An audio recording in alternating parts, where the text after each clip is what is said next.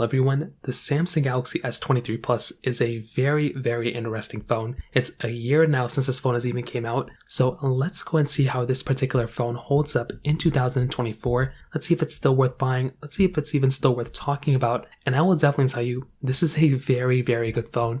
If you're somebody who's buying this phone or planning on buying this phone, or if you're using this phone, I think it's a very solid option, and I've been a humongous fan of the Plus, series since like the S8 Pluses came out, to be honest. So if you want to pick up this phone or some other phones I would recommend buying this year, links will be down in the description. You can get them from there and you can help support the channel at the same time. Now, starting off with the outside of the Samsung Galaxy S23 Plus, this particular phone on the front has a 6.6-inch dynamic AMOLED display. Now, the thing with this particular phone that I'm a fan of and that I actually like a lot is that it's a very good panel. So it's a 120 Hz, it gets 1200 nits of brightness, 1750 at its peak, which is very good. And it's a really good panel. The thing with it is that it's a whole punch display, and I don't really know how much better Samsung can do for their Plus lineup with these types of displays. They can increase the resolution, they can thin out the bezels a little bit more, but this is pretty much a perfect panel. Maybe if they increase the refresh rate too, but this is a very good panel and I'm a massive fan of it. And I have very, very few things to complain about this particular screen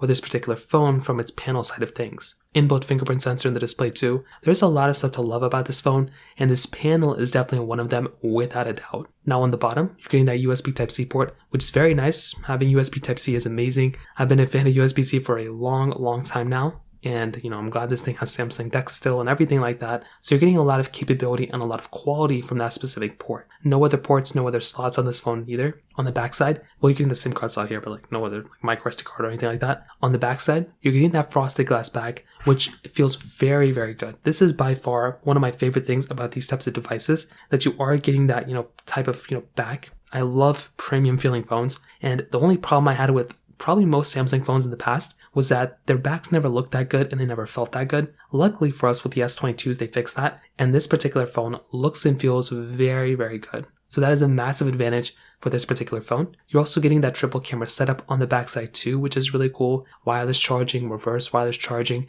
IP certification on this device. And like I said, there is a lot of stuff to like about this phone still. I think this phone feels very premium in the hand and it looks very good in the hand. And a really good thing about this phone too is that the price tag of this phone has only gone down. This phone is no longer like a $1,000 phone that it kind of was before, when the brand new market still might be in some areas. In the used market, this phone has gone down quite a few times. So not only has it gone down when it first came out like a couple months later, also came down when the Z Fold and Z Flips came out. It also came down when the iPhones came out, and it came down kind of when the S24s are about to come out very soon. So that is kind of a big advantage. Again, when you're buying this phone, you're buying a device that has aged a little bit, which is good for some, in some areas. It's had its main problems fixed. And the big thing here is that it's also been out for a little bit of time. So you can easily go and buy this thing, and it's significantly cheaper in the used market than it was in the brand new market just a year ago. So those are just some other minor things to kind of keep in mind here as well. But that kind of covers it up on the exterior. Still looks and feels like a very, very, very good phone for sure, for my opinion.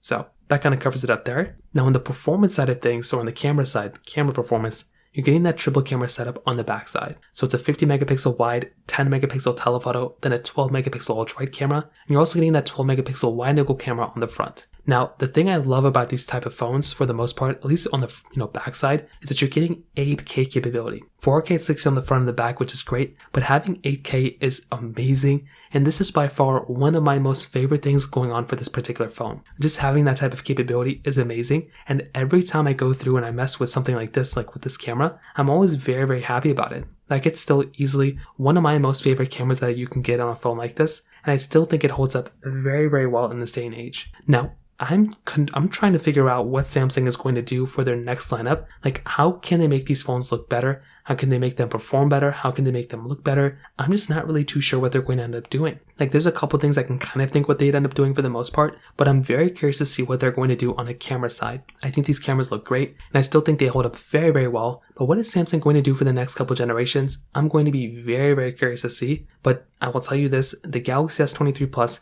has a very good camera. I'm a big fan of it, and I still think it holds up very, very well, and it looks very good, probably even compared against probably the S24 whenever that phone comes out. So the S23 Plus for sure has a very good camera that I'm a massive fan of, without a doubt. So that kind of covers it up there. Now software side, luckily for us, the Galaxy S23 Plus is going to be a phone that's going to be supported for many, many generations. So this phone is going to be here for many years to come. It's not going to be outdated tomorrow, and it's going to be here for probably at least for like another 4 years maybe.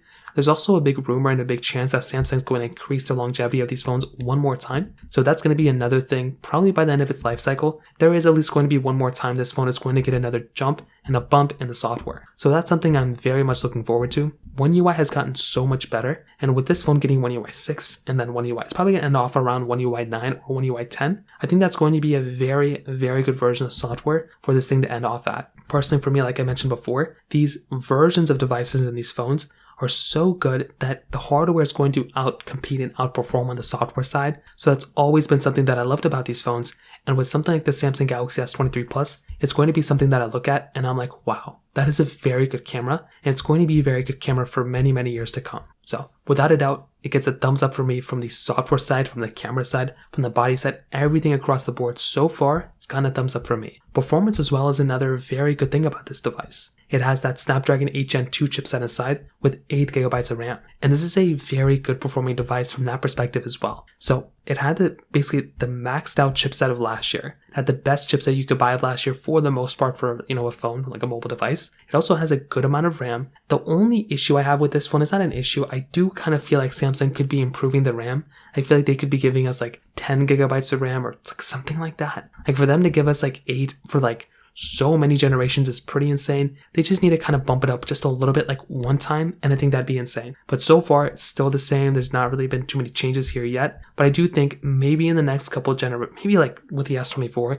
they may increase the RAM, and that is going to be a very, very important thing that I really hope they end up doing. But so far, we're pretty much stuck with the really good performance that this phone already has. And like I said, I'm a big fan of the performance of this phone. I think it's held up very well throughout the last couple of things that I performed against with it. And even compared against phones like the iPhone 15 Pro Max, the Z Fold 5, so many other phones across the board, I think this phone holds up very, very well. I think this phone holds up very well from that perspective. And the battery life of this phone is very good too. Having that, 4,700 mAh battery in this phone is amazing, and it's still a very good performing phone from that perspective as well. Like, it's a very solid phone in pretty much every single way. So to kind of sum up this whole entire video, what I will definitely tell you is I love the Samsung Galaxy S23 Plus. I think it's a very good phone, and I definitely do think that if I was going to go ahead and like buy a phone in this day and age, this is one that I would buy. Like, it's a very good device, and I'm a big fan of. Is it a perfect phone? Honestly, it's not a perfect phone. No phone is perfect, but it's a very good phone. Like, I feel like Samsung did a really good job with this device, and I never really felt like there was like a lot of stuff to complain about with this particular phone,